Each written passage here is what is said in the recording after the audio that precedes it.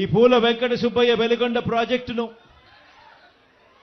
అప్పట్లో నాన్నగారు, ఆ దివంగత నేత ప్రీతమ నాయకుడు రాజశేఖర రెడ్డి గారు ఈ ప్రాజెక్టుకు సంబంధించి ఆయన శంకుస్థాపన చేసి ప్రాజెక్టు పనులు మొదలు పెడితే ఈరోజు ఆయన కొడుకుగా 2 టనళ్లను ఆయన కొడుకే పూర్తి చేయడం, ఆయన కొడుకే జాతికి అంకితం చేయడం నిజంగా ఇది దేవుడు రాసిన స్క్రిప్టే అని చెప్పడానికి ఇంతకన్నా వేరే నిదర్శనమే అవసరం లేదు. వెలిగొండ ప్రాజెక్టు మాకు ఎప్పుడు వస్తుంది, అందుతుంది, నీళ్లు అందుతుంది అని అడుగుతున్నాను సార్.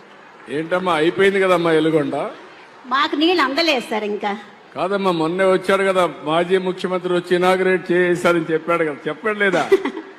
ఇంకా రాలేదు సార్, నీళ్లు లేకుండా చాలా కష్టం. కాదమ్మా, ఈ ఊరికే వచ్చాడు కదా, జ్ఞాపకం ఉందా నీకు?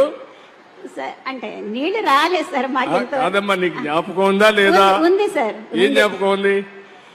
వచ్చారు, చూసారు, వెళ్ళిపోయారు. కానీ కాదమ్మా, ఇనాగ్రేట్ చేశాడు కదా,